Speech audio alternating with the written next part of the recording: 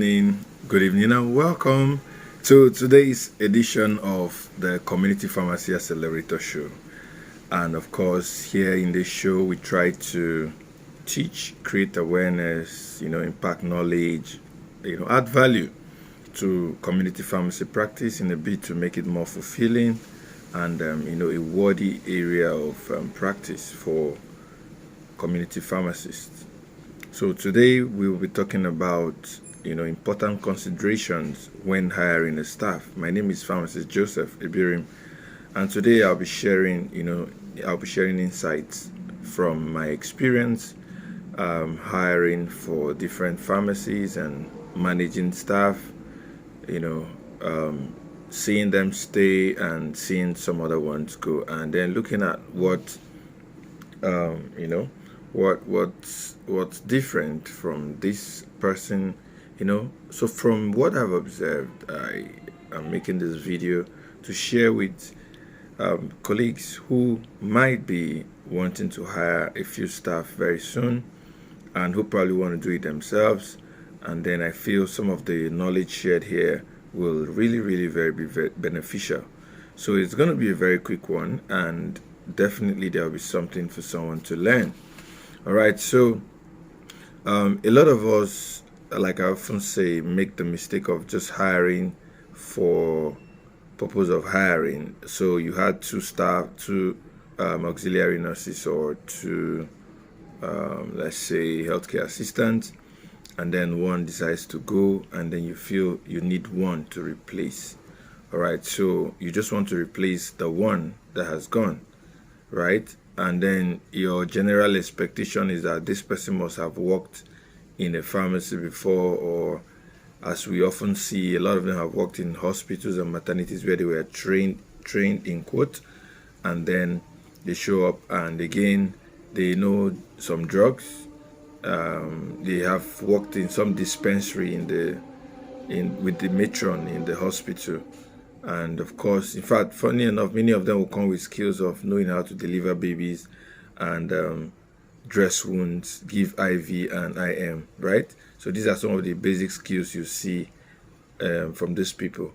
Well, we'll not delve into the handwriting and the ability to communicate because it doesn't seem like that's a priority for them over there in their training, because you hardly see, competence in that area.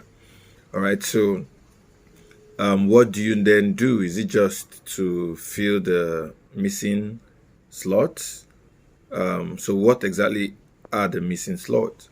So you want to look at, number one, before you even advertise, right? So you must understand that the people who work for you are like pieces of a puzzle that, when put together, should be able to drive the kind of goal that you want for your business, which is, of course, productivity, success, profitability of your business, and to achieve goals, especially promote the organization culture, ensure excellent customer service, and of course, help the business grow ultimately. So you want to look at what is your organization about. So you want to understand what your pharmacy needs, right? You want to understand what your business needs. You want to understand what your business, what your ab initio set out to achieve. What are your unique selling propositions? What do you want your business to be known for? What are the organizational cultures? What are the things that are the do's and don'ts, the way you do your things in your company, right? So you want to establish all these things down, know them, because the people you're going to hire or the person you're going to hire has to fit into this, based on their roles. If someone is experienced in another business, doesn't necessarily mean that they're experienced in your own business. So you want to ascertain their level of fitness to what you want them to do to your organization.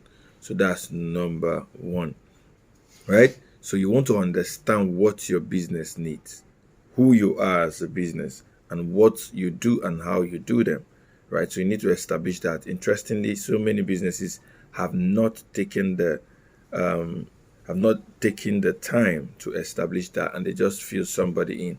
So when you don't even know what you need, how then do you know the traits and the experiences, the the the the personalities you need in your business, right? So if you don't know what you need, you probably will make a mistake getting people on board. Number two, you want to create these roles. Now you understand what your business needs. You want to create these roles and describe them properly so that when you're doing your interview, you'll be able to run these roles through with the potential staff, and then check for their ability to deliver on the things you need.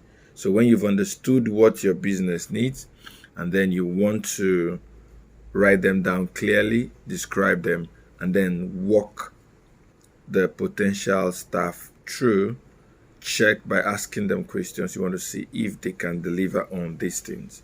If you don't have this and you just go ahead and interview, generally asking questions without streamlining your questions to, be based on what you need, what you have clearly established, you'll probably be making a very big mistake. All right. So number three, you want to check out for relevant experiences, right? So like I said before, you want to check out for people who have worked in the community pharmacy setting, right? People who have stayed for some time, right? 6 months, 1 year.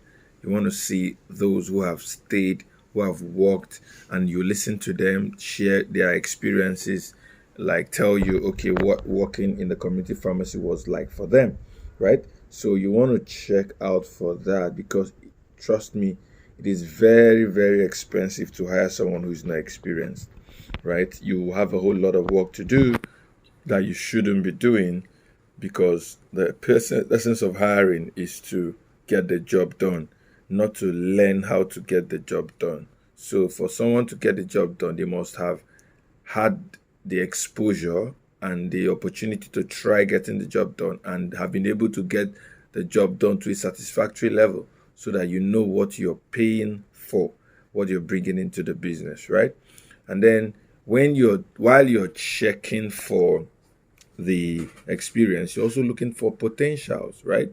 So sometimes you may not be able to find explicitly the experience you need, right?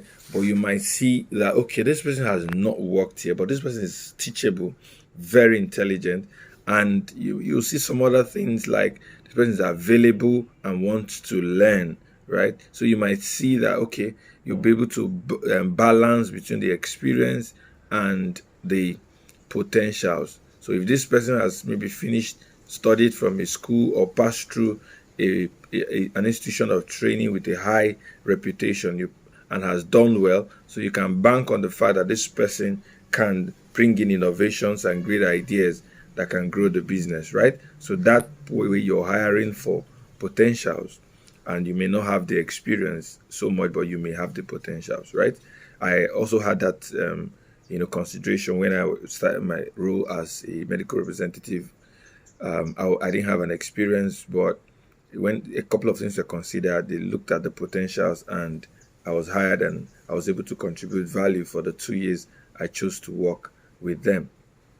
So number four, you want to check for the right attitudes. Trust me, someone may be very intelligent, they may be wonderful in terms of the job, ability to carry on the job, but trust me, if they have the bad attitude, you are really going to suffer, because they're going to rub it off on both the staff working with them and your customers. And trust me, you don't want that kind of experience, working with the staff you're paying to, give value, right? So the right attitude is non-negotiable. In fact, the right attitude accounts for a higher percentage than even the experience, if you ask me, because while experience can be built, but someone who has a terrible attitude will really move your business even many miles backward. So you want to look at the right attitude. You want to check that they have the right attitude, and you want to be sure that they are really there because they love to be a part of your organization. They love to do that job. They are eager for a role, to showcase what they have to offer. Look for that enthusiasm, for that passion for the work, because those who are just there who want to just get a job, some people even tell you when you're interviewing them that, so when you say, so why do you want to work for us, you ask them, what are your plans in future? When you ask these two questions, you'll be able to see that some people are there to work for you to raise some money, and do something they want to do. So you also want to put the interest of your organization first, because you are hiring for a purpose, right? So while you have checked for the right attitude, then you, of course, knowing all these things, you need to ask the right questions. I've said that before. So you know why you're hiring. So you need to ask the right questions that will help you fetch answers that would, make you know if the person before you is the right person, right? You want to ask the right question. And these right questions, you may want to write some of them down. And then in the course of your interaction, you also want to ask questions that are linked based on what you hear and probe further to ensure that you get the right result. And while you're doing that, you're taking notes, because it's very important, because after the person must have gone, you probably want to go through the whole process and see the answers that were given and see if, this person if the person has the potential to give you what you want. So you want to look at that. So you also may, interestingly, want to involve your employees, especially when you're looking at if this person is, if the prospective staff is a team player, right? Sometimes you might want to involve your employees. There's nothing wrong with making your employees part of your recruitment process. Yeah. So it also gives the prospective employee that notion that there is a team to work with, and there are certain things that you don't take for granted, which is being a member of a team player, right? Now you also want to involve your team by finding out certain things about their abilities, the kind of roles, what are the kind of things they think they are, the kind of persons missing in the team that that the company should bring in to help us achieve the goals, right? To help them achieve the set goals. So that's where you can also want to involve the team. So it's nothing absurd, and it's not going to be a negative action to involve your team when hiring. And very importantly and finally, you want to do a background check.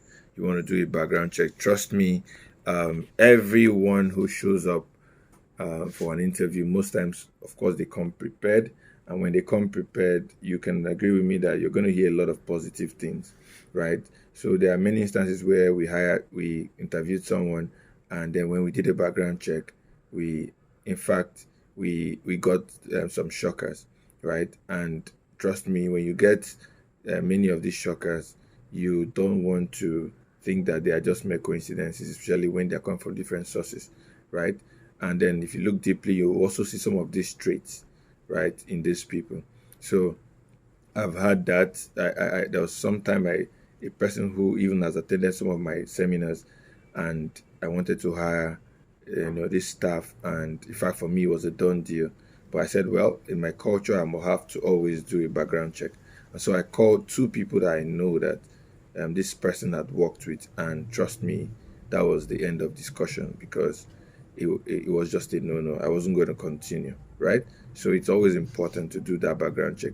But even apart from calling their referees, other things about background check is that you want to check their institution.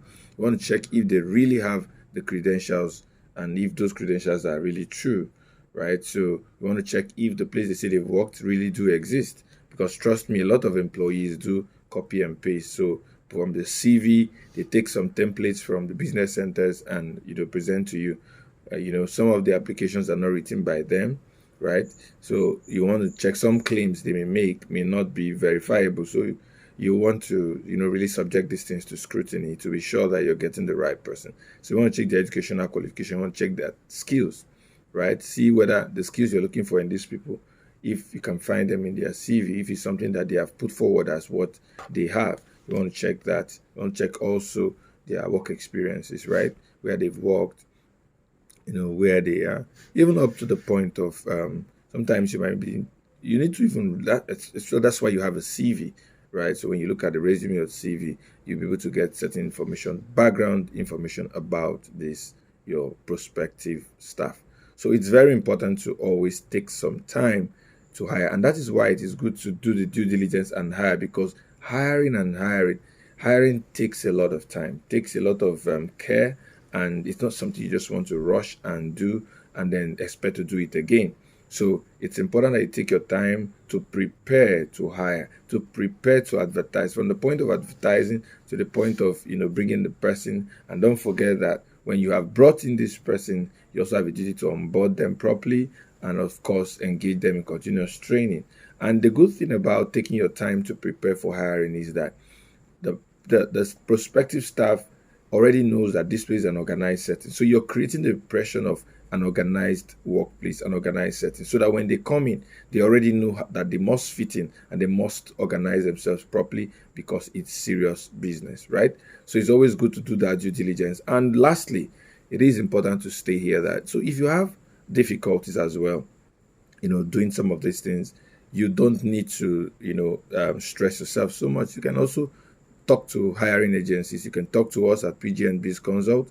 It's one of the services we offer, hiring and training of staff. So we can help you hire. We can even help you at the point of even knowing and establishing the needs of your company. So a lot of people have the funds and have some general knowledge about how community pharmacy is, but probably don't understand how the business works. Because one thing to know that, oh yes, you give medicines, you know where to get the medicines, but what are the dynamics of the business? And that's why we've taken our time to engage in doing management consulting for different pharmacies. And trust me, we've got to learn a lot, and we're still learning, and we're still very eager and passionate about it. So we have some knowledge to share, and we'll continue to contribute to developing better pharmacies, more fulfilling community pharmacy experiences. And that's what we do at PGN. So you can always reach out to us if you have need about hiring your staff and training and even organizing the place for new staff to come in. So I hope you've had something great to learn today, and I hope it's been a wonderful session. Sincere apologies if the quality of the video is not so very wonderful, but we hope that you have been able to learn something. And we wish you a productive week and all the best in your business and practice this year. Thank you, and bye-bye.